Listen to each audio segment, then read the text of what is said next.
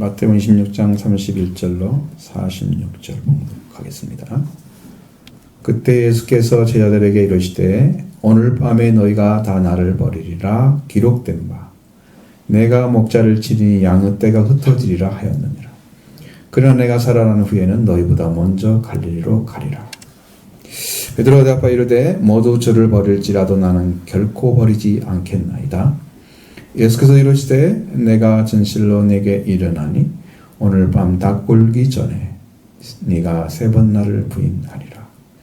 베드로가 이르되 내가 주와 함께 죽을지언정 주를 부인하지 않겠나이다 하고 모든 제자도 그와 같이 말하니라. 이에 예수께서 제자들과 함께 겟세마네라 하는 곳에 이르러 제자들에게 이르시되 내가 저기 가서 기도할 동안에 너희는 여기 앉아 있으라 하시고 베드로와 세베대의 2 아들을 데리고 가실새 고민하고 슬퍼하사 이에 말씀하시되 내 마음이 매우 고민하여 죽게 되었으니 너희는 여기 머물러 나와 함께 깨어 있으라 하시고 조금 나가사 얼굴을 땅에 대시고 엎드려 기도하여 이르시되 내 아버지여 만일 할만하시거든 이 잔을 내게서 지나가게 하옵소서. 그러나 나의 원대로 마시옵고 아버지의 원대로 하옵소서 하시고 제자들에게 오사 그 자는 것을 보시고 베드로에게 말씀하시되 너희가 나와 함께 1시간도 이렇게 깨어 있을 수 없더냐. 시험에 들지 않게 깨어 기도하라. 마음에는 원이로되 육신이 약하도다 하시고 다시 2번째 나아가 기도하여 이르시되 내 아버지여 만일 내가 마시지 않고는 이 잔이 내게서 지나갈 수 없거든 아버지여 원대로 되기를 원하나이다 하시고 다시 오사 보신즉 그들이 자니 이는 그들의 눈이 피곤함 일러라. 또 그들을 두시고 나아가 3번째 같은 말씀으로 기도하신 후 이에 제자들에게 오사 이르시되 이제는 자고 쉬라. 보라 때가 가까이 왔으니 인자가 죄인의 손에 팔리느니라. 일어나라 함께 가자. 보라 나를 파는 자가 가까이 왔느니라. 아멘. 자, 예수님이 이 땅에 오셔서 행하신 일들을 그 생애를 쭉 보면은 성경을 이루는 생애입니다. 구약에 기록된 말씀들을 신약에서 이루는 그런 생애죠. 예수님이 걸으신 길은 평범한 사람이 걸을 수 없는 걸음걸음을 걸으신 겁니다. 그래서 오늘 예수님이 나귀를 타고 예루살렘에 들어가시죠. 그래서 거기서 호산나 다윗의 자손이여 찬송하리라 주의 이로보시는 이여 이렇게 지극히 높은 상하다 이런 소리를 들으면서 예루살렘에 입성하시는 것을 기념해서 오늘 우리가 속죄와 죽음을 이제 시작하시는 그런 주간으로 생각하고 종료주의란 말을 사용했습니다. 예전에 제가 아주 젊었을 때 기억을 해보면 그때는 고난주간, 고난주일 이렇게 썼던 것을 기억을 해요. 나중에 성경을 알고 보니까 고난주간 이렇게 써도 안 되고 고난주일 써도 안 되고 고난은 지금 받아가고 있는 주기지 고난이 끝난 게 아니야. 그 주일이 시작되는 거야. 오히려 입성하는. 그래서 종료주일이라는 말을 쓰는 게 가장 합당한 단어 같아요. 예루살렘 입성하신 후에 이루어진 일들이 5일 동안 일들입니다. 그리고 6일째는 돌아가시는 일도 그리고 7일째는 안식하시고 8일째는 재부활하시는 그 기록이 단 일주일간의 기록이 이렇게 기록되어 있는 것이 21장부터 들어가 있어요. 마태복음에는. 그걸 이번 주간에 다 읽으셔야 된다 이 말이지. 하루에 한 주씩 한 장씩 읽어도 되죠? 근데 거기에 마지막 때 일들도 다 나와 있고 그 다음에 예수님이 재림에 대한 그런 비유들이 3가지가 나와 있죠. 예수님이 고난당하시는 모습이 쭉 나와 있죠. 그렇게 해서 성경이 이루어지고 있습니다. 이렇게 보셔서 여러분이 성경을 읽으시고 그 다음에 본문에는 목요일에 이루어진 일이죠. 예수님이 돌아가시는 금요일에 이루어질 수 없는 거죠. 왜냐하면 금요일 날이 안식일 전날이잖아요. 그리고 유월절이기 때문에 그 유월절에 양을 먹어야 맞잖아요. 근데 예수님이 유월절 양이 되셔야 되는데 유월절 날 양 먹고 어떻게 돌아가셔요? 안 되잖아. 날짜가 안 맞죠. 그러니까 목요일 날 드시고 금요일 날 체포되셔서 이제 그 법정에서 그런 과정을 통해서 이제 십자가에 못 박혀 돌아가신 날이 금요일이 된 거죠. 안식일 전날에. 여러분들 그렇게 날짜를 잘 생각하셔서 왜 똑같은 날 되지 않았느냐고 2월절을 먹지 않냐. 그럼 2월절을 언제 먹어요? 유대인들은 금요일 날 먹죠. 그 금요일에 어린 양으로 돌아가신 분이 예수님이셔요. 양을 잡는 시간도 거의 비슷하고, 그리고 바로 잡아가지고 불을 구워 먹고 그렇게 하고, 딱 먹지 못한 것은 태워버리거나 그렇게 하고 소화시키라고 했으니까. 그래서 금요일에 이루어지는 우리한테 예수님이 어린 양이 되어주시는 거예요. 그래서 우리는 어린 양이 되어주시면 우리는 어린 양의 피로 인해서 양이 되고 예수님은 우리의 목자가 되시는 거죠. 그래서 피로 들어가는 길 외에는 우리에 들어가는 길이 없어요. 예수님이 피로만 우리에 들어갈 수 있습니다. 양의 우리에. 그래서 양의 문이라고 그랬죠? 그 통과하지 않고, 예수님의 피를 통과하지 않고는 우리가 양이 되지 못하고 예수님 우리의 목자가 되지 않는 거예요. 피만 그 길을 걸어가게 하십니다. 양의 문이라고 말씀하신 거죠. 그렇게 해서 금요일 날이 끝나는 거죠. 그렇게. 그러니까 이 말씀은 사실은 이제 6월절 대한 얘기도 또 그 다음에 여러분 예루살렘 입성하는 얘기도 다 하려면 여기 오늘 저녁까지 해도 모자랄 거예요. 왜냐하면 너무 분량이 많아. 물론 이거 다 빼고 예를 들어서 이제 예수 그리스도가 말씀하셨던 뭐 마지막 때 이루어질 이런 일 같은 것들, 그 다음에 예수님의 재림 때 이루어진 일 같은, 이거 싹 빼고 해도 엄청난 양이에요. 분량이. 네, 여러분 오늘 들으시면 이 말씀만 가지고도 얼마나 놀라운 진리가 숨어져 있는가를 알 수 있습니다. 저는 제가 준비하면서 다 발견합니다. 놀랍게 열어집니다. 말씀이. 여러분 그거 보시면 진리가 뭔가를 알 수 있을 거예요. 그리고 26장 30절에 보면 예수님이 6월 목요일날 6절 양을 드신 다음에 예수님의 팔자, 파는 자가 누군가에 대해서 밝게 말씀하시죠. 그리고 감람산으로 저들과 함께 올라갔다고 나옵니다. 근데 거기에 30절에 보면 마태복음 26장 30절에 이에 그들이 찬미하고 감람산으로 나아가니라 그랬습니다. 유월절을 먹은 기쁨이 제자들한테 있었어요. 주님이 직접 주셨는데 그 은혜가 없겠어요? 있었어요. 그래서 찬양이 나온 거예요. 찬양하며 가는 거예요. 그들 입에서 찬양이 나오면서 감람산으로 가는 거예요. 그들이 도착한 곳은 감람산, 감람원이라는 곳에 도착을 했죠. 자, 거기서 보시겠습니다. 31절부터 32절의 말씀. 그때 예수께서 제자들에게 이르시되 오늘 밤에 너희가 다 나를 버리리라 기록된 바 내가 목자를 치리니 양의 떼가 흩어지리라 하였느니라. 그러나 내가 살아나는 후에 너희보다 먼저 갈릴리로 가리라. 아멘.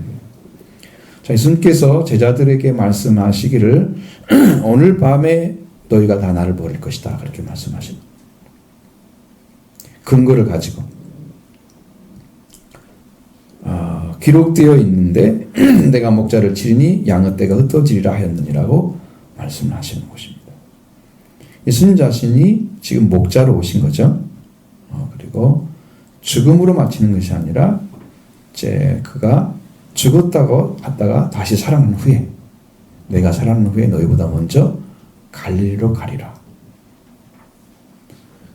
그러니까 양떼는 흩어졌고 그 다음에 예수님이 살아나신 후에는 갈릴리 너희를 다시 만날 거다고 얘기해 주는 거예요.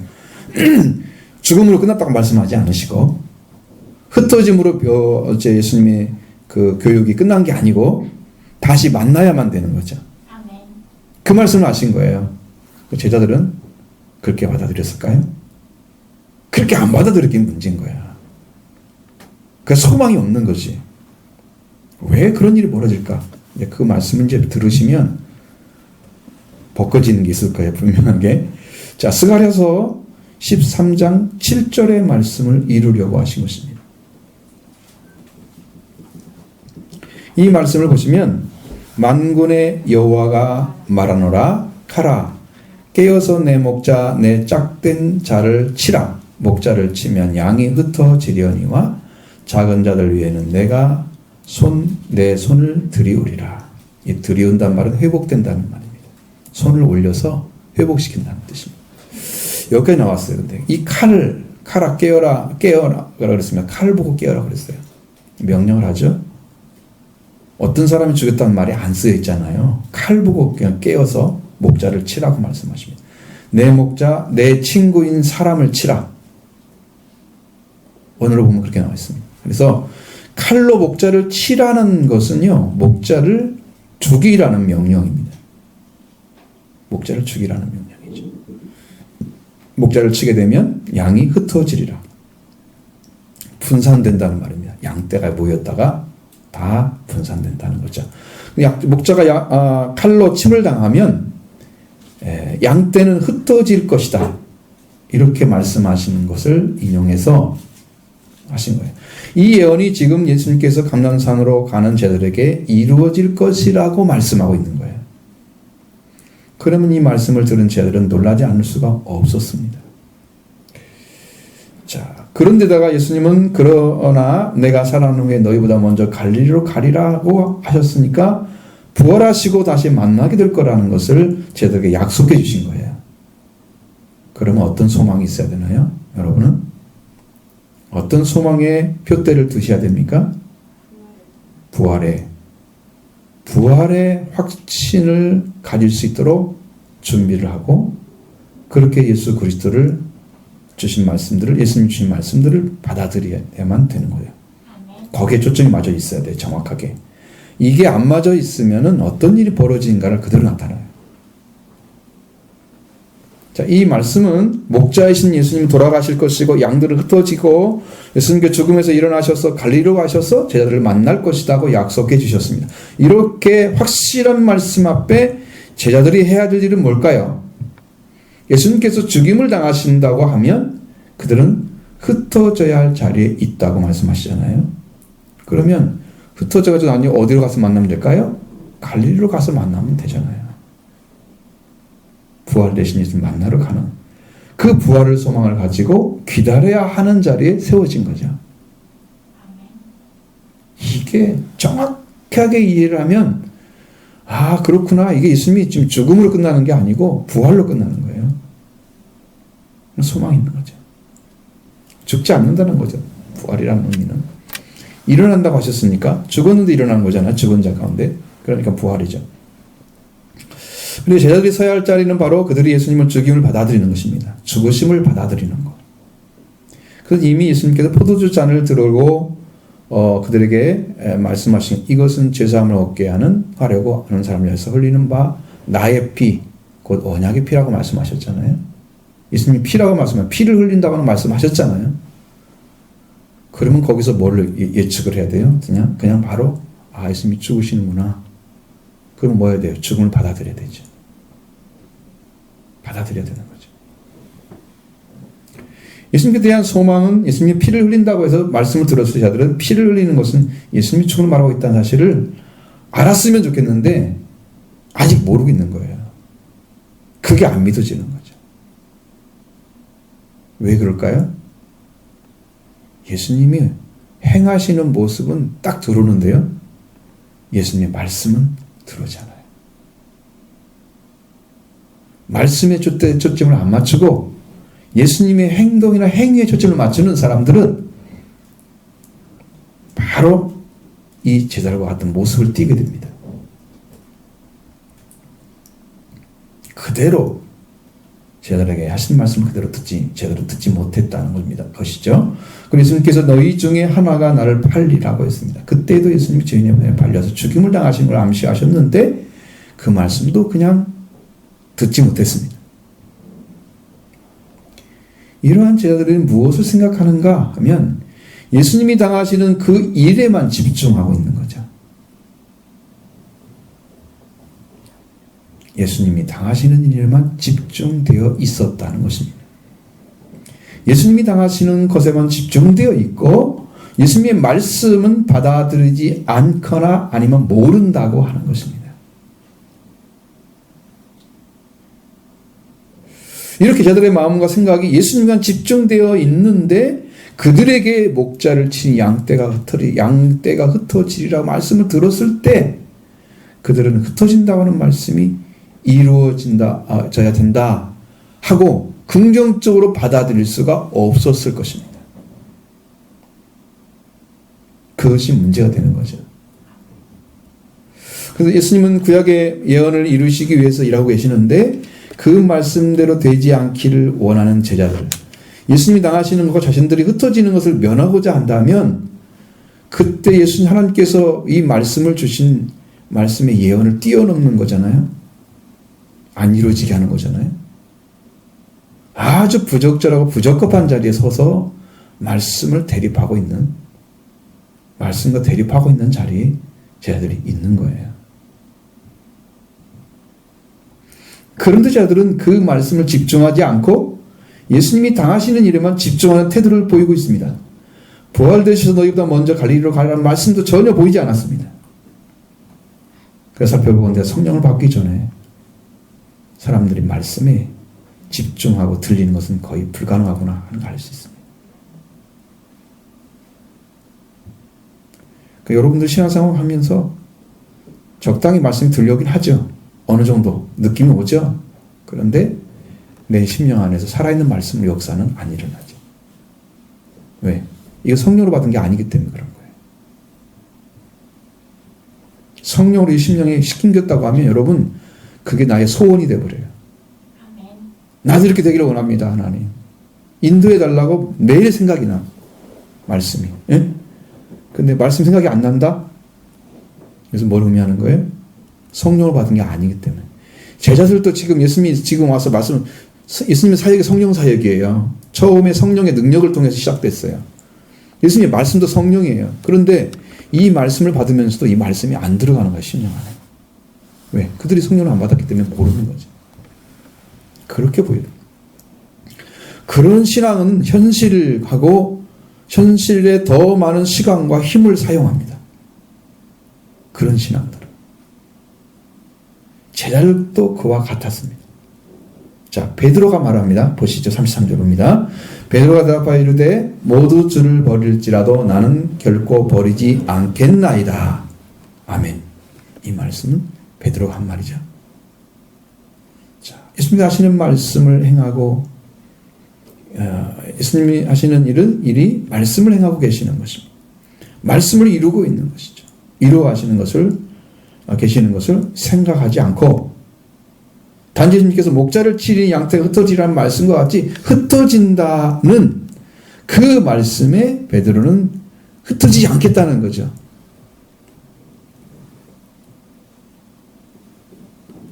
그것 정도로 받아들인 게 아니고 자신이 주님을 버린다고 받아들인 거예요. 흩어지면. 모두 주를 버릴지라도 그렇잖아요. 버린다고 생각한 거. 흩어진다는 말은 버린다고 생각한 거죠. 나는 결코 버리지 않겠습니다. 이거예요. 베드로는 자신이 말씀대로 따르지 않는다면 그 자신이 주님께 가까이 가는 것이 아니라 더 버리는 결과가 오게 된다고 예수님이 말씀을 받아들인 거죠. 오해하고 있는 것입니다. 믿음의 자녀들이 스스로 말씀과 그 말씀 앞에 자신을 내려놓지 않는다면 그 말씀을 따를 수 없다는 사실을 모르고 있는 것입니다. 그 무지가 그렇게 만드는 거예요. 베드로의 모습이 여러분 모습과 어떻게 닮았는지 한번 보시면 돼요. 자, 34절 보겠습니다.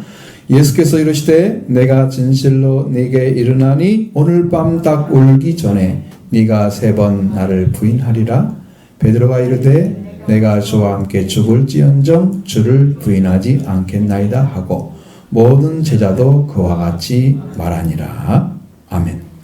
자, 말씀대로 따르지 않겠다고 하는 베드로의 말의 결과는 예수님을 따르는 것이 아니라 예수님을 부인하게 될 것이라고 말씀하시고 있는 겁니다.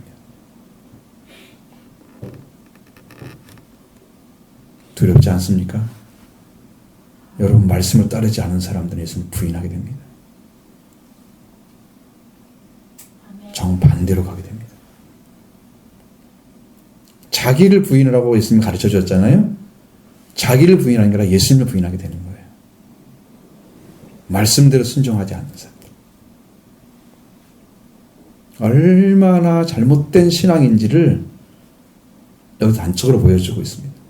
예수님, 내가 진실로 내가 일어나니 오늘 밤 닭 울기 전에 네가 3번 나를 부인하리라고 말씀하시는 거예요.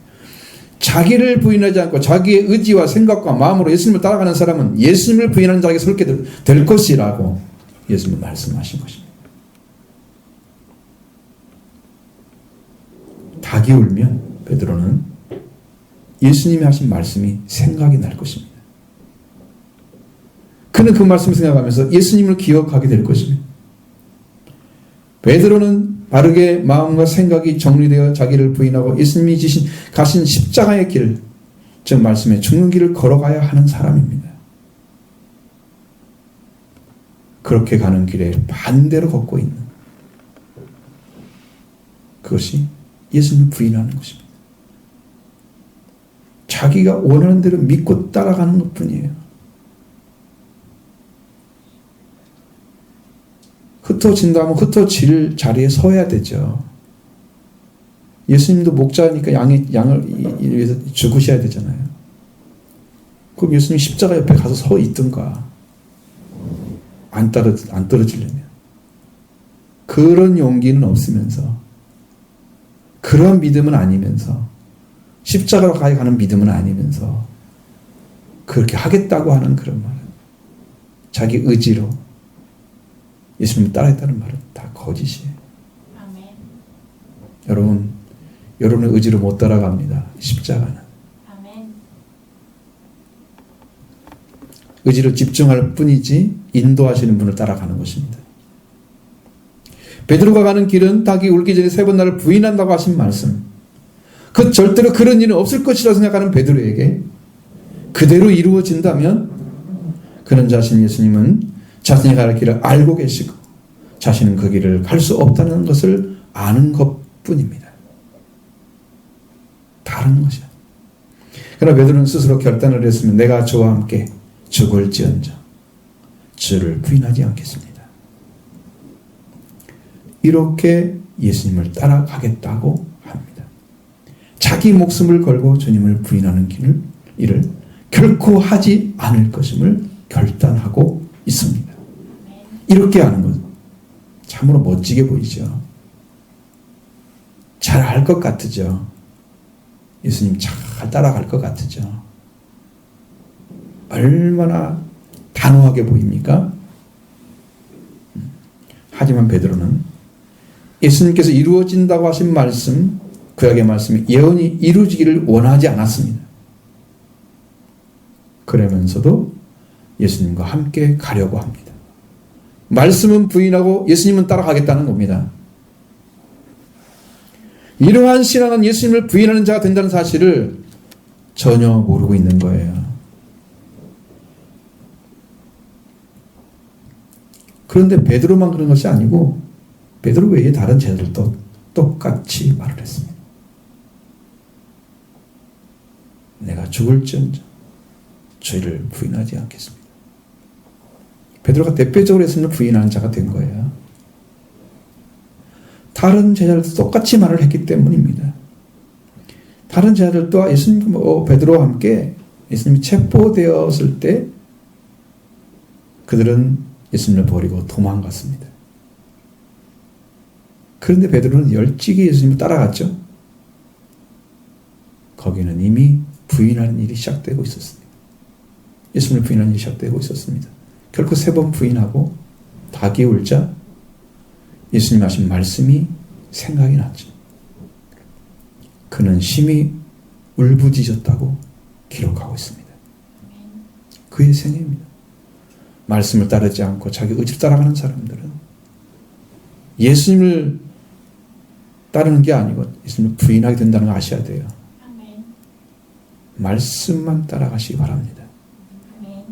말씀이 이렇게 이루어진다면 그 말씀에 내가 불리하고 불합리하고 내게 안 맞는 것이고 합당하지 않게 느껴져도 그 말씀대로 이루어지이다. 이렇게 받으셔야 됩니다. 그렇지 않으면 여러분 인간의 지식 가지고 말씀 대비를 해보세요. 다 무너집니다. 그 사람들은. 다 무너집니다. 자, 예수님께서 이제 제자들과 함께 겟세마라는 곳에 왔습니다. 세 제자를 데리고 갔습니다. 자, 36절부터 38절의 말씀 보겠습니다. 이에 예수께서 제자들과 함께 겟세마라는 곳에 이르러 제자들에게 이르시되 내가 저기 가서 기도할 동안에 너희는 여기 앉아 있으라 하시고 베드로와 세베대의 2 아들을 데리고 가실새 고민하고 슬퍼하사 이에 말씀하시되 내 마음이 매우 고민하여 죽게 되었으니 너희는 여기 머물러 나와 함께 깨어 있으라 하시고 아멘. 자, 예수님은 제자들과 함께 겟세마라는 곳에 왔다 그랬습니다. 감람산에 있단 말이죠. 또 왔어요. 감람산에서 겟세마라는 곳으로. 예수님이 제자들에게 말씀하시기를 그 나머지 제자들 3사람 빼놓고 그들에게는 내가 저기 가서 기도할 동안 너는 여기 앉아 있으라. 제자들에게는 그 나머지 제자들에게는 기도하란 말 하지 않습니다. 왜 기도하라 하지 않을까요? 있습니다. 이유가. 그리고 베드로와 세베대의 2 아들 야고보와 요한을 데리고 갔습니다. 이 제자들은 특별히 부르셨던 제자들임을 복음서에 기록된 내용으로 알 수 있습니다. 자, 여러분 레위라고 하는 마태는 세관에 앉아 있었죠. 불렀죠. 나를 따라오너라. 이런 성경이 다 있는 게 아니고 마태라는 사람에게 나타난 거예요. 그러나 베드로 그리고 세베대의 2 아들에게는 그들은 불렀던 내용들이 너무 자세히 나와 있는데 그 외의 제자들은 어떻게 불렀다는 내용이 하나도 없어요. 두각시킬 필요가 없었다는 것입니다. 그러면 3사람이 왜 두각됐을까? 왜 부르심에 대해서 기록이 되었을까? 사명이 다르기 때문입니다. 사명이 다르기 때문에 두각돼 드러나 있어요. 조금 사용되는 사람들은 이렇게 없다가 좀 위에 사용되다가 나중에 없어지잖아요. 크게 사용되는 분들은 처음부터 딱 드러나가지고 쫙 올라오다 하시고 그 다음에 역사에 남죠. 하나님 사용하시는 그릇들이 다 달라요. 그래서 그러는 거예요. 차이가 그거예요.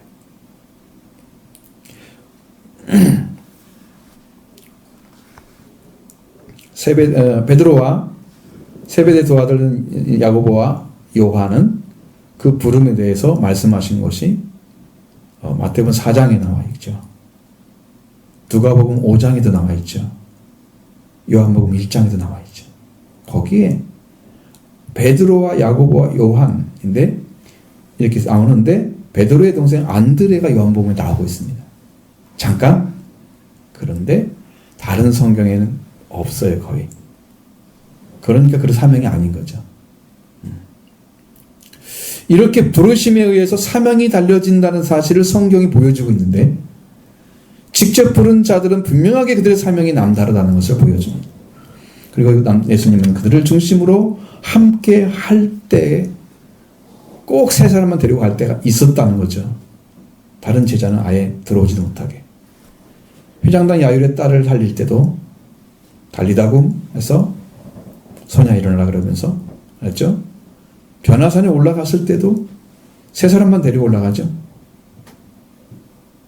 여기 겟세마네 동산에 갈 때도 기도를 드릴 때도 등등 해서 이 3사람만 데리고 있으면 올라가. 중요한 일, 다른 사람에게 보이기 원하지 않고 그러나 제자들 데리고 가야 될 때가 됐을 때면 꼭 3사람만 데리고 그들을 참석을 시켰다. 특별한 교육을 시킨 거예요. 특별한 교육을 시킨 거예요.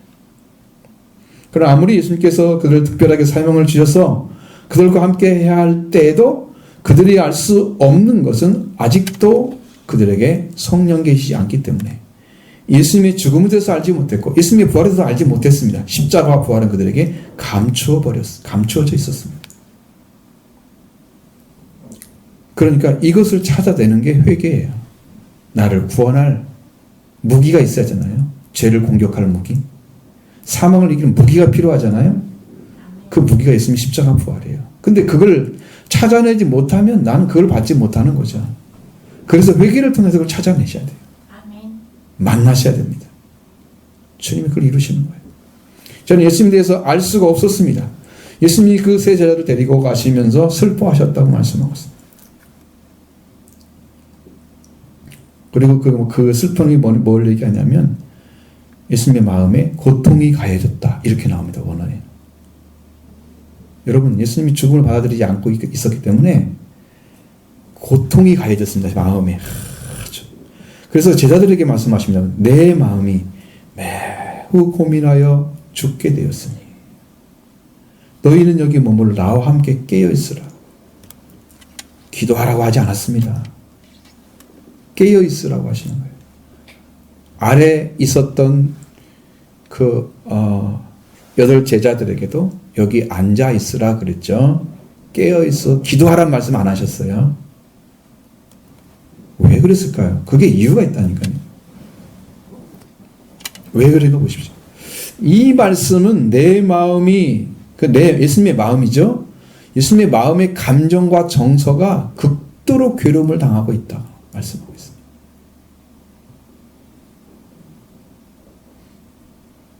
여러분 죽음을 앞두고 있는 그 심정을 생각해 보시면 그냥 가정이기 때문에 여러분 감정이 안 느껴지잖아요. 예수님은 잠시 후면 잡혀다가 체포돼서 신문을 당하시고 돌아가셔야 되는 시간이 온단 말이에요. 예수님 그걸 알고 있었거든요. 때가 언젠가를 알고 있었단 말이에요. 그러니까 시시각각 다가오는 것이 굉장한 괴로움으로 확 들어와 있는 것이 신문하네. 하나님의 아들이니까 아무렇지도 않게 돌아가셨겠지. 이렇게 생각하시면 안 되는 거예요. 매우 극도의 괴로움을 당하고 있었다. 그리고 죽음이 왔다. 이렇게 말하는 거예요. 그렇지만 세자들에게는 그것을 위해서 기도하라고 말씀하지 않으셨습니다. 여기에 나와 함께 정신을 차리고 좀 있어봐라. 정신을 차리고 있으라고 말씀하셨어요. 예수님의 제자들에게 요구한 것은 기도가 아니고 예수님의 죽음을 비켜가게 하려는 그런 기도를 드리라는 말이 아니라는 말이죠. 그런 기도를 드리라고 이를 데려온 게 아니에요. 그래서 기도하란 말을 안 해요. 제자는 예수님 옆에서 해야 할 일은 함께 깨어있는 거예요. 왜 그럴까? 그 이유가 하나 있습니다. 죽음의 문제는 아버지와 예수 그리스도 관계에서 이루어질 일입니다. 그 죽음을 받아들이는 예수님의 과정을 제자들이 눈을 뜨고 봐야 된단 말이에요. 기도하는 모습을 통해서. 그리고 난 다음에 예수님의 부활을 소망을 가져야 된단 말이에요. 갈리로 먼저 가리라. 그 소망이 있어야 시험에 들지 않는 거예요. 이 소망이 깨어지고 예수님은 붙잡히고 체포되니까 양떼들 흩어져 버리잖아요. 소망이 사라져 버리잖아요. 다 도망가는 거죠.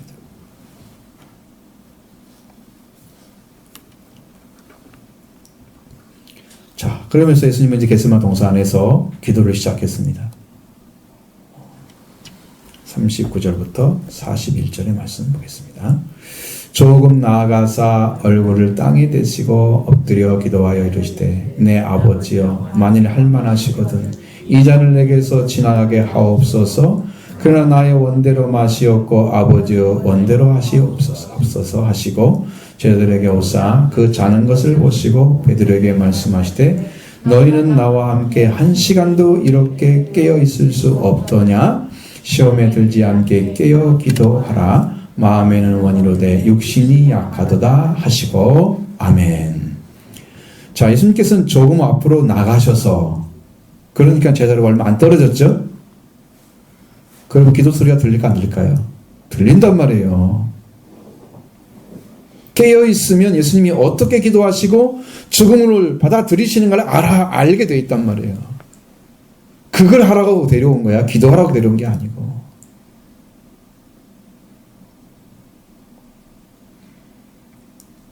우리가 기도가 간절해지면요, 우리의 기도 자세가 바뀝니다. 간절할수록 얼굴이 땅에 더 가까이 내려갑니다. 아멘. 고개를 쳐 박잖아요. 하나님 제발 좀 살려주세요. 그 심령 안에서 그 바람이 얼마나 간절한 걸 알 수 있어요. 나를 내려놓는 것은 엎드려서 얼굴을 땅에 대고 기도하는 자세입니다. 어느 때는요, 팔이 올라갑니다. 하나님께 이런 소원이 있음을 한 자락 아뢰는 자세입니다. 저는 예전에는 기도를 할 때는 머리를 숙이는 것보다는 손을 들었던 기도가 더 많은 것 같은 생각이 들어요. 하나님 이겁니다. 이거 아시잖아요. 이거. 그러니까 죽는데 더 초점이 안 맞춰지는 거지. 죽는데 초점이 맞춰지면 고개를 쳐 박습니다. 여러분, 엘리야는 어떤 체형인지 잘 모르겠는데 무릎을 꿇고 고개를 무릎과 무릎 사이에 넣었다고 말씀해요. 키가 얼마나 커가지고 그 허리가 구부러졌는지 알 수가 없는 거죠. 성경이 그렇게 나와요. 무릎 사이에 고개를 쳐박 머리를 박고 그렇게 기도했습니다. 얼마나 간절한지를 알 수 있어요. 여러분 앉아가지고 그냥 적당히 기도하는 거 이것 갖고는요 안 됩니다. 기도가 안 되는 거예요. 얼굴을 땅에 대시고 엎드려라는 말씀은 땅에라는 말은 첨가된 단어입니다. 자기 얼굴을 엎드리고 이렇게 되어 있습니다. 얼굴을 그냥 얼굴 땅에다 대버린 거예요. 얼굴을 엎드리고 얼굴을 엎드리니까 내려가면 어디가 닿겠어요? 땅이 닿죠. 그래서 우리가 이해하기 쉽게 땅이란 말을 쓴 거지. 얼굴을 땅에 댔다고 하는 것은 경의를 표하는 자세입니다. 노예들은 주인에게 이러한 자세를 보여줍니다. 뭐 때문이냐? 나는 당신에게 종속된 자입니다. 라는 걸 보여주기 위해서 그렇게 쳐박습니다. 얼굴을 딱 대고 있습니다. 기도할 때 이 자세는 겸손한 자세이고 존경을 표하는 자세입니다. 예수님이 돌아가시는 자리에 왔는데 하나님을 존경한다는 말, 이 잘 안 맞잖아요. 고면에 죽겠다고 괴로움이 그렇게 심령 안에 가득 차 있는데 하나님을 존경한다고요? 그래서 땅에 엎드려 기도한다. 여러분 이게 잘 안 맞잖아요. 언어하고 행동이. 어떠한 중심이 있어야 그래 엎드러지겠습니까?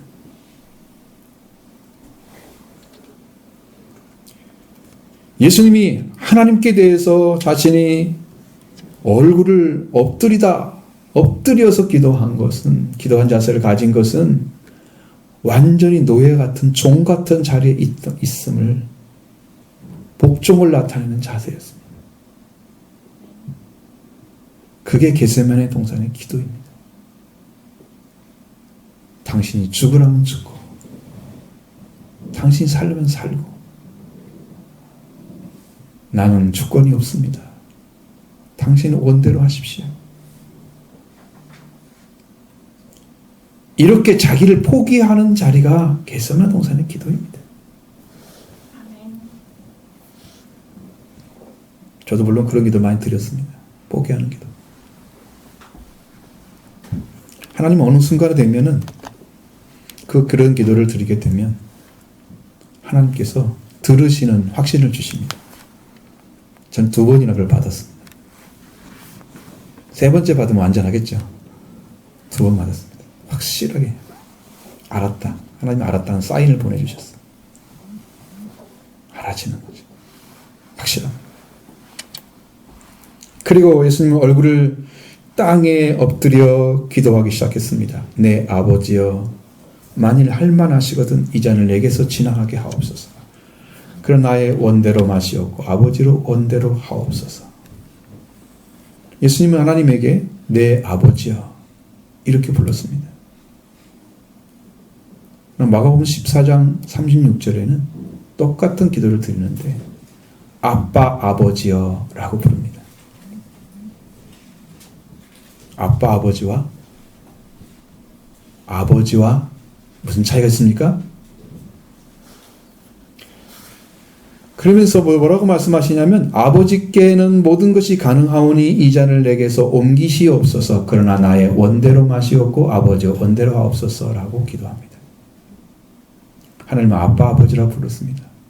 아빠란 말은 우리나라 아빠와 비슷합니다. 단어가 해석이. 그래서 아주 친밀할 때 아빠라고 부르잖아요. 아버지가 친밀할 때. 아이들은 다 아빠라고 부릅니다. 근데 저는 우리 아버지를 향해서 아빠라고 부른 적이 한 번도 없습니다. 지금까지. 어머니를 보고 엄마라고 부른 적이 거의 없습니다. 엄마라고 못 부릅니다. 어머니라고 부릅니다. 그래서 엄마라고 부르거나 아빠라고 부르는 사람들은 참 신기하게 보입니다. 나이가 그렇게 먹었는데 지금도 부르니? 그러면 얼마나 친밀하면 그렇게 불러? 그런 생각이 들어요. 제 생각은 개인적인 거죠. 그래서 정말 친밀성을 얘기할 때 아빠, 아버지라고 부르는 거예요. 근데 39절의 말씀에는 내 아버지야, 아버지야 하고 엄중하게 부르잖아요. 분위기가 전 다르죠. 36절, 마가복음 13장 36절에는 아버지께는 모든 것이 가능하오니 이 잔을 내게서 옮기시옵소서라고 기도를 드립니다. 아버지는 모든 게 가능하니까 나의 친밀한 아버지잖아. 가능해. 모든 것이 가능해. 그러니까 옮겨주면 되만 해. 옮겨주시면 돼. 이게 죽음의 잔이죠. 죽음의 잔을 얘기합니다. 그러니까 아버지의 원대로 되기를 원한다. 이렇게 기도를 했습니다. 39절에는 그런 이야기가 아닙니다. 만일 할 만 아시거든. 자, 이 말씀은 만일 가능하면 이 잔을 내게서 지나가게 해 주시옵소서. 그런 기도입니다. 지나간다는 말이죠. 마가복음 14장에서는 이 잔을 옮기시기를 기도했지만 이 잔이 지나간다는 말은 자신이 담당하지 않기를 원하는 거예요. 그건 누구 마음이에요? 자기 자신의 마음이에요. 죽지 않겠다는 거예요. 죽고 싶지 않으신 거죠. 그래서 39절에 돌아오면 지나가시기를 기도한 것은 회피를 원하셨던 것입니다. 그러나 나의 원대로 마시옵고 아버지의 원대로 하시기를 원합니다. 하옵소서라고 기도했습니다. 자신의 원함과 하나님 원함의 다름을 말씀하고 있습니다. 예수님은 이 아들의 바람과 같이 하지 마시고 아버지 바람같이 하시기를 원합니다. 여기는 원한다는 말이 바람이라는 것 같은 것입니다. 바람. 아버지의 바람은 그리스도의 목숨을 사용해서 속죄제, 속건제, 화목제를 드리는 것. 이게 예수님 하나님의 목적이에요. 하나님의 뜻을 이루어야 되기 때문에. 인류를 살려야 되기 때문에. 예수님이 완전하게 그리스도의 목숨을 사용하셔서 죽고 사는 법을 세우신 거예요. 그래서 이 아들은 반드시 죽어야만 되는 거죠. 그렇기 때문에 아버지 바라는 대로 하지 않으면 인류의 구원은 끝이 납니다. 이러한 죽음을 받아들여야 하는 예수님의 마음에 고통이 가중되고 예수님 마음속에 감정과 정서는 극도로 괴름을 당하고 있고 죽음을 회피하고 싶은 심정이 있었다는 거예요. 이게 진심이에요. 예수님의 진심. 그냥 쉽게 죽고 싶다 생각하면 안 되는 거예요. 이 죽음을 받아들여서 확실하게 받아들여서 그 자리를 가지 않으면 예수님은 십자가를 지고 골고다로 올라가서 자기 못 박히지 않으셨을 것입니다. 이 기도는 바로 십자가를 직행하는 중심을 찾는 기도의 자리입니다. 예수님의 죽음을 말합니다. 죽기 위한 죽음을 말하는 거예요.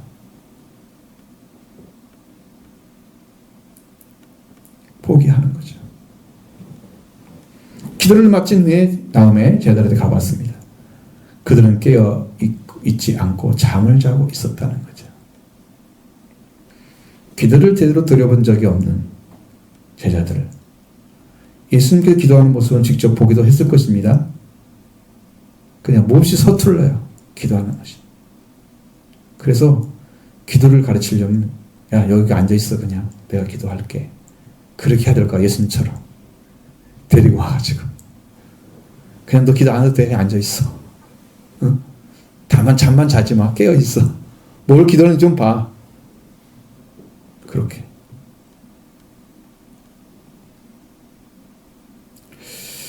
자, 그리고 예수님 베드로에게 말씀하십니다. 너희가 나와 함께 1시간도 이렇게 깨어있을 수 없더냐. 분명히 기도란 말씀 하지 않으시죠? 깨어있다는 말씀하십니다. 정신을 차리고 있지 못하느냐라고 물으시는 것입니다.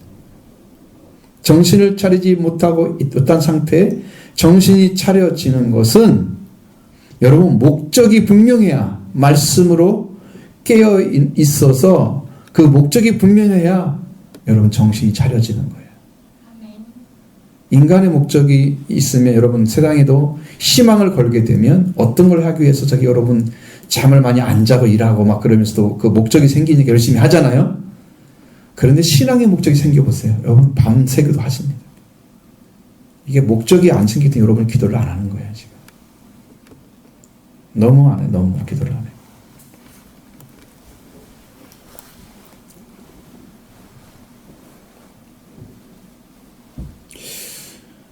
자, 그래서 정신을 차리지 못하고 있는 상태, 심령 안에 말씀이 없을 때입니다.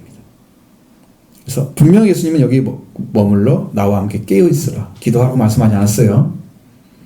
변화산에서 내려올 때 예수님은 자신이 죽은 자 가운데서 부활될 때까지 본 것을 말하지 말라고 제자에게 당부하십니다. 마태복음 17장 9절에 너희가 산에서 내려올 때에 예수께서 명하여 이르시되 인자가 죽은 자 가운데서 살아나기 전에는 본 것을 아무에게도 이르지 말라. 그럼 이 세 사람은 뭘 봤다는 거예요? 부활의 모습을 봤다는 거예요. 이미. 여러분 부활되지 않으셨는데요. 부활의 모습 보여주셨어요. 예수님이 변화산에서. 가능하다는 거죠. 이미 죽음을 이기고 계신 분이기 때문에 그런 거예요. 육신을 가졌기 때문에 죽음을 죽어야 된다는 건 우리를 위한 것이지 예수님 자신을 위한 게 아니에요. 그러니까 지금 죽지 않으셔도 부활의 모습 보여주잖아요. 그럼 아무 상관이 없는 거예요. 이미 죽음을 이기신 분이기 때문에 예수님. 죽음이 없는 거예요. 예수님한테는. 우리를 위해 죽으시는 거예요. 엘리야도 올라갔는데 예수님 못 올라가겠어요? 숫자가 뭐도 안 바뀌고. 올라갈 수 있죠? 그런데 우리 때문에 돌아가셔야 되기 때문에.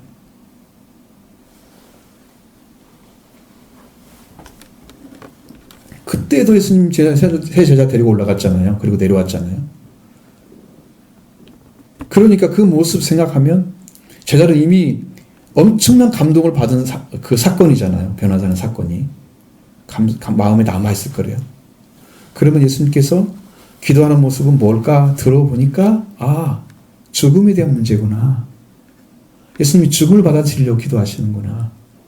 그럼 제자들한테 뭔 생각이 들어야 돼요? 그 듣고 나서 우리는 어떻게 예수님 죽으신 다음에 부활하시고 갈릴리로 간다고 했으니까 어떻게 만나야지? 이걸 생각하면서 그들은 기도하는 준비가 되어 있어야 되거든요. 그게 중요했던 거예요. 그래서 기도하러 가지 않고 깨어있으라고 말씀하십니다. 예수님이 기도가 무엇을 위해서 기도하는지를 알고 있어야 된다는 거죠. 그러면 그들도 기도가 달라질 것입니다. 어떤 기도를 드려야 되는가 알게 될 것입니다. 앞에서 말씀드린 것처럼 그들은 예수님께만 집중되어 있고 말씀에는 그렇지 않았다는 거죠. 그런데 이들에게는 예수님이 말씀하시는 것은 시험에 들지 않게 깨어 기도하라고 말씀하고 있습니다. 예수님을 위한 기도가 아니고 자신들을 위해서 기도하라고 말씀하시는 거죠. 자신들. 이때가 뭐 할 때냐? 기도할 때입니다. 무슨 과정이 있을 때? 예수님이 십자가에 달리시고 부활하신 과정, 영적인 과정에 있는 사람들은, 그 은혜를 받아야 할 사람들은 기도할 때입니다. 아멘. 이게 영적인 또 하나의 과정이에요. 예수님 돌아가시는 것과 달리 하나님께서 그 뜻을 행하시도록 구원을 이루시는 예수님, 그 긴박한 시간이 다가오고 있는데 제자들은 어떻게 예수님을 행하시려고 하시는지, 기도를 드리고 있는지, 자신들은 어떻게 이 위기를 이기면서 갈릴리에서 부활하신 주님을 만날 것인지 하는 준비가 그때 하는 시간이에요. 그래서 기도해야 될 때예요, 지금. 아멘. 지금 기도해야 할 때입니다, 지금이. 사랑하는 성도 여러분, 기도가 죽으면 다 죽은 것입니다. 아멘. 기도가 살리면 다 산 것입니다. 아멘. 제자를 잃으면 큰일 나죠. 문제들이 이것도 생기고 저것도 생기고 감당 못합니다. 아멘. 힘들어집니다. 그리고 세자들은 왜 기도를 드리지 못했는가? 예수님 말씀하시는데 마음에는 원이로되 육신이 약하다고 말씀하고 있어요. 여기 마음으로 번역된 단어는 푸뉴마입니다. 푸뉴마는 절대 마음 될 수가 없습니다. 푸시케도 아니에요. 푸뉴마예요.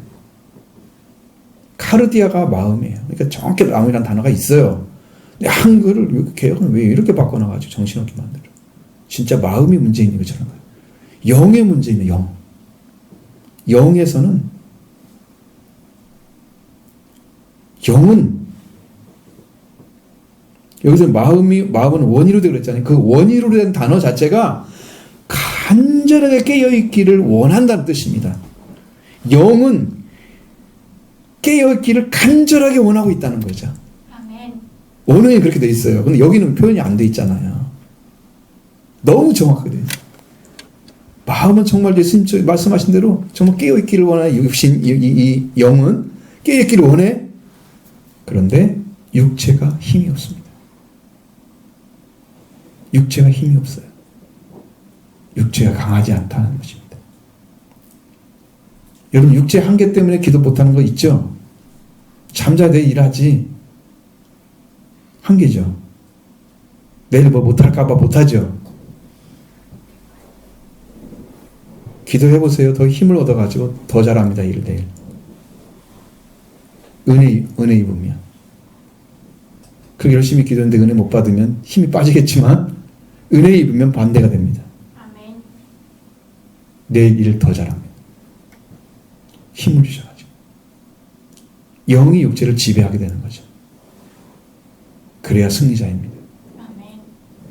육체가 영을 지배했습니다.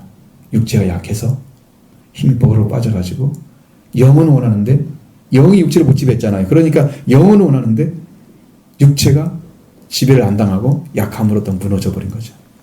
영의 지배를 받았다면 영이 살아서 육체를 지배해서 기도하게 했을 것입니다. 아멘. 육체도 강해야 되지만 영도 강해야 됩니다. 원함만 있을 뿐이지 영이 힘을 가지고 육체를 못 지배하지 못했기 때문에 기도하지 못한 거죠. 두 가지가 똑같이 문제가 있는 거예요. 제자들이 기도하지 못하는 이유 가운데 하나는 육체의 약함 때문이다. 육체도 반드시 힘을 가지고 있어야 된다는 것이죠. 그래서 기도합니다. 영이 육체의 약함 때문에 기도를 할 수 없다면 안 됩니다. 영이 육체를 지배하자 하도록 영적 힘도 가져야죠. 이건 하나님께 기도하면 주십니다. 할렐루야. 여러분 지금 너무 밋밋하게 지금 들어오고 있는 거 알고 있죠? 무슨 말은 잘 들어오시는지 모르겠어요.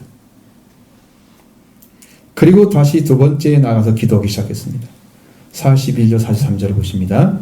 다시 두 번째에 나아가 기도하여 이르시되 내 아버지여 만일 내가 마시지 않고는 이 잔이 내게서 지나갈 수 없거든 아버지의 원대로 되기를 원하나이다 하시고 다시 오사보신즉 그들이 자니 이는 그들의 눈이 피곤함 일러라. 아멘. 두 번째 기도는 첫 번째 기도와 다릅니다. 첫 번째 기도는 내 아버지여 만일 할만하시거든 이 잔을 내게 옮겨달라고 그랬잖아요. 첫 번째 게세마네 동산의 기도는 죽음의 잔을 회피하기 위해서 한 기도입니다. 받아들이기 위한 기도가 아니고 회피하기를 원하는데 내 원대로 내 바람대로 하지 마시고 아버지 바람대로 하시옵소서 이렇게 바뀐 거죠. 두 번째 기도는 내 아버지여 내가 마시지 않고는 이 잔이 내게 지나갈 수 없거든. 아버지 원대로 되기를 원합니다. 이 원대로 된다는 말을 앞에서 썼기 때문에 똑같은 단어를 썼어요. 그런데 원대로란 말이 아니에요. 여기는. 앞에는 바람이란 뜻의 원대로란 말이 되지만 이 두 번째는 원대로란 말이 아니에요. 아버지의 뜻. 아버지 뜻입니다. 아버지 원대로라는 말은 아버지의 뜻입니다. 뜻이란 델레마라는 단어를 사용했습니다. 그 뜻이나 의도나 의향을 가리키는 거예요. 아버지의 뜻 아니면 아버지의 의도 하신 대로 아버지가 행하십시오라고 지나갈 수 없는 일이라면 이제 받아들이는 거죠. 죽음을. 지나갈 수 없다면 내가 받겠습니다. 그냥 아버지 의도대로 하십시오. 뜻대로 하십시오. 이렇게 죽음을 받아들이는 기도가 두 번째 기도예요.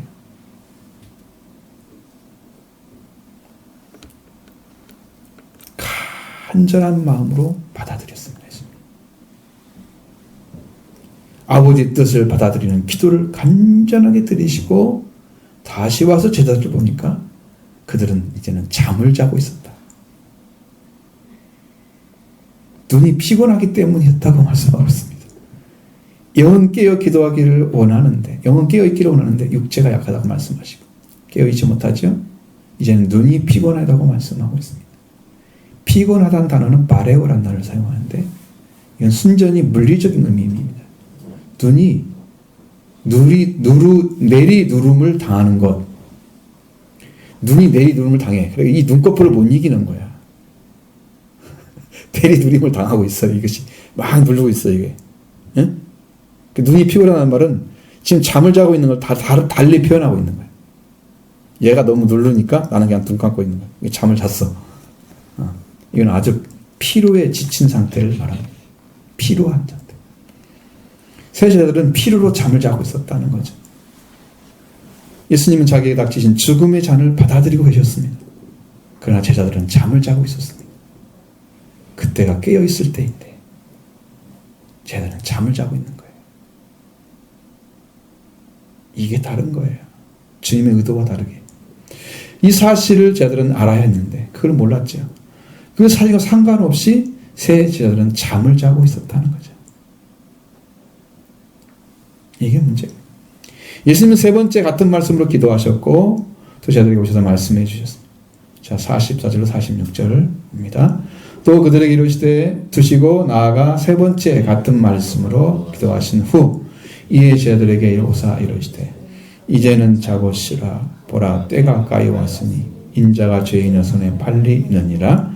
일어나라 함께 가자. 보라 나를 파는 자라 가까이 왔느니라. 아멘. 제자들 눈이 피곤해서 잠을 자고 있는데 예수님은 그들을 두시고 나아가셔서 세 번째 같은 말씀으로 기도하셨다. 이것은 두 번째 기도를 반복하신 거죠. 다른 내용이 더 쓸 필요가 없다는 것은 그럼 예수님이 뭐 했다는 거예요? 죽음을 완전하게 받아들인 거예요. 아버지의 뜻대로.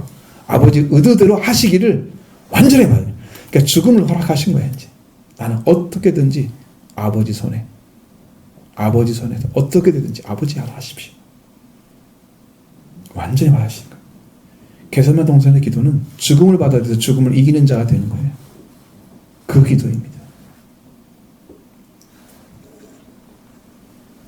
그리고 제자들에게 오셨죠. 이제는 자고 쉬라. 보라 때가 가까이 왔으니 인자가 죄인의 팔린다. 죄인의 손에 팔린다. 그랬습니다. 일어나 함께 가자. 보라 나를 파는 자가 가까이 왔느니라. 이렇게 말씀하셨습니다. 누가복음 4장 29절 30절에 보면 예수님이 동네 밖으로 끌림을 당합니다. 산 낭떠러지에 건설된 그 동네에 건설된 산 낭떠러지 끝까지 끌고 와가지고 예수님을 밀쳐 떨어뜨리려고 합니다. 근데 예수님이 그들 가운데로 빠져나가고 지나가시면 얼른 싹 빠져. 하마터면 죽을 뻔했죠. 거기다 낭떠러지 떨어뜨렸으면 어딘가는 상해갖고 있던가 이상한 때가 돼 있거나 아니면 상해를 엄청 있거나 아니면 죽거나 둘 중에 하나겠죠. 요한복음 20장 8장 20절에 예수님 성전에서 가실 때 헌금함 앞에서 하셨는데 잡는 사람이 하나도 없었습니다. 이때는 이는 그의 때가 아직 이르지 아니하였음이니라. 때가 안 됐기 때문에 예수님 죽음을 허락하지 않습니다. 예수님을 체포할 정도 위기에 있었는데 체포하지 않았어요. 못했어요. 왜? 때가 안 됐기 때문에 하나님 허락하지 않으신 거죠. 요한복음 8장 59절에도 예수님을 향해서 돌을 들어 치려고 합니다. 탁 털려고 할 때 예수님은 숨어서 성전에서 탁 나가시는 거예요. 돌을 맞으면, 머리 잘못 맞으면 죽을 수도 있잖아요. 치명상을 입거나. 숨어서 나가시는 거예요. 때가 아니었기 때문입니다. 요한복음 10장 36절에 보면 여기서 예수님이 말씀하십니다. 너희에게 아직 빛이 있을 동안에 빛을 믿으라. 그래야만 너희는 빛의 아들이 되리라. 예수님이 이 말씀하시고 그들을 떠나서 숨으시니라. 여러분 절대로 죽음의 때가 아니면 예수님이 죽으러 가지 않으셔요. 가지 않으시는 거죠. 그때가 아니기 때문에 숨으신 거죠. 자, 사람들이 일어나서 동네 밖에서 예수님을 산 낭떠러지에 끌고 가서 물어뜨리려고 했던 것을 예수님 지나가시죠. 성전에서 가르칠 때 헌금 앞에서 서셨지만 잡는 사람이 없었어요. 왜? 아직 때가 되지 않았기 때문에. 돌로 치르는 사람들 앞에서 숨어서 성전에서 나가시고 빛의 아들을 빛이 있을 동안 빛을 믿으라 말씀하시고 예수님 떠나가시는 거예요. 숨으신 거죠. 피하거나 숨으신 모습은 예수님은 아직 때가 안 됐기 때문에 죽음을 허락하지 않은 하나님의 그 섭리 가운데 있기 때문에 예수님은 그걸 허락하지 않고 예수님 자신도 허락하지 않고 하신 거예요. 그래서 겟세마네 동산에서 세 번째 기도하시는 저들에게 말씀하시는 뭐라고 하십니까? 이제는 자고 쉬라. 숨으시지 않죠? 피하지 않죠? 죽음과 마주하는 시간이죠. 그 죽음이 이기는 시간이 다가오고 있는 것입니다. 제자들은 기도하는 시간에 자고 있었고 자고 쉬라고 말씀하실 때는 깨어 있었습니다. 반대인 거죠. 예수님께서 담당해야 할 속죄제와 속건제와 화목제를 드려야 하는 그때 우리는 자고 쉴 때입니다. 왜? 우리가 해야 할 일이 하나도 없습니다. 전혀 없습니다. 아멘. 여러분은 십자가를 위해서 무엇을 하겠습니까? 예수님이 십자가 못 박히는데 여러분 뭘 할 수 있는 뭐가 있어요? 가서 내려줄래요? 할 것이 아무것도 없습니다. 왜? 그건 주님이 담당하셔서 우리의 죄를 사해 주기 때문에. 아멘. 예수님의 피가 필요할 뿐입니다. 우리는 할 일이 없어요. 그때는 자고 쉬는 거죠. 은혜를 입게 되면 자고 쉬기가 되는 거고요. 주님이 우리를 위해서 싸우시고 일하시면 우리는 자고 쉬도 되는 거죠. 그러나 주님이 고통을 당할 것일 때 우리는 그때 깨어 있어 같이 들어야 됩니다. 아멘. 근데 그것도 안 듣고 자고 쉬라고 할 때는 일어나서 있고 청개구리처럼 말을 안 듣는 거예요. 일생 동안 이제 비만 오면 청개구리 엄마 무덤 떠내갈까 봐 우려야 되겠죠. 반대 살면요 여러분 고통이 다가온다는 거죠. 말씀에 따라가야 됩니다. 죄인의 손에 팔릴 때가 됐다 그랬습니다. 팔리는 그때 가까이 왔습니다. 우리가 쉴 때에는 예수님께서 싸우실 때 승리는 하나님이 생명을 가지고 오셔서 언니를 살리시고 언니에게 속죄와 부활을 주시는 생명을 다시 주신 예수님이 우리가 싸우실 때 그때가 승리할 때입니다. 그때는 자고 쉬어도 됩니다. 그러나 기도하라고 하시면 여기저기 머물러 있으라 깨어 있으라고 하실 때 그때는 깨어 있어야 됩니다. 예수님이 죽음의 잔을 어떻게 받아드시는지 자신들도 나중에 예수님처럼 십자가의 잔을 마시러 가야 되는데 그리고 여러분 순교는 꼭 못 바뀌는 순교 아니면 목 베이는 순교가 있는 게 아니에요. 순교는 산순교가 있습니다. 산순교는 십자가 지지 않고도 진짜 십자가 지는 게 아니고 진짜 못 박히는 게 아니고 진짜 목 베이는 당하는 게 아니고도 이 땅에서 죽는 순교를 말합니다. 그 순교는 회개로 들어가는 거예요. 아멘. 예수님이 어떻게 죽음으로 들어가는 걸 봐야 됩니다. 제자들은 그걸 배웠어야 되는 거죠. 그런 자들은 거꾸로 행했습니다. 기도할 때 자고 자라고 할 때 일어나 있고. 그래서 승리는 예수님 한 분으로만 이루어지는 것입니다. 이기신 예수 그리스도를 길로 삼고 우리도 이긴 자가 됩니다. 예수님 우리를 대신해서 회개하시고 죄를 용서하시고 우리를 살리셔서 하나님 자녀로 부활시켰으니까 우리가 이제는 자고 쉬어도 됩니다. 이것이 아직 안 된 사람들은 기도할 때입니다. 주님이 우리를 위해서 어떻게 죽음을 받아서 고통 속에서 승리하시는지를 그걸 보시면서 여러분도 주님이 이렇게 승리하셨어. 저도 주님처럼 주님의 말씀이 하나님 말씀이 이루어지기를 소원하고 기도하면서 그래서 십자가 부활이 아직 안 온 사람들은 기도를 훨씬 많이 해야 됩니다. 자고 쉴 때가 아니에요. 육체를 편안할 때가 아니에요. 지금 영혼이 죽어 있는데 뭐 어디 육체만 편안하면 돼요? 자기 영혼이 지옥 갈지 모르는데 뭐 육체만 편안하게 땅에다 눕히면 돼요?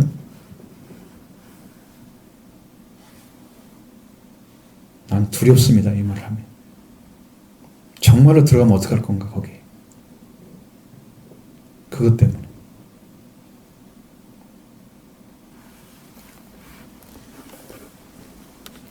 그 쉰다는 것은 언제 쉬냐? 그러면 여러분들이 예수님의 십자가 부활이 이루어지면 그때는 마음이 쉽니다.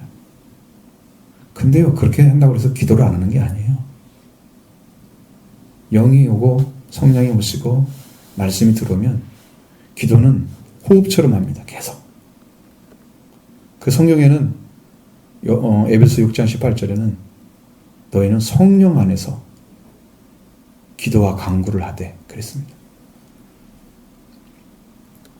그래서 그 기도는 성령 안에서 기도하기 때문에 언제든지 기도합니다. 항상이란 말이 들어있습니다. 거기에.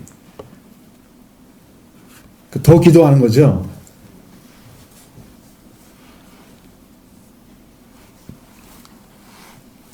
이렇게 해야 쉰다는 의미입니다. 성령 안에서 기도하는 게 쉬는 의미이고 아직 십자가 부활이 이루어지지 않았으면 여러분 깨어서 기도할 때입니다. 아멘. 여러분 열심히 기도하십시오. 그것이 이루어질 때까지 그 구원이. 그래서 우리가 아직 이루어야 할 자리에 있다면 우리는 정신을 차리고 예수님이 승리를 내 것으로 받아들일 때까지 그것을 찾고 기도하셔야 됩니다. 그런 승리가 있기를 원합니다.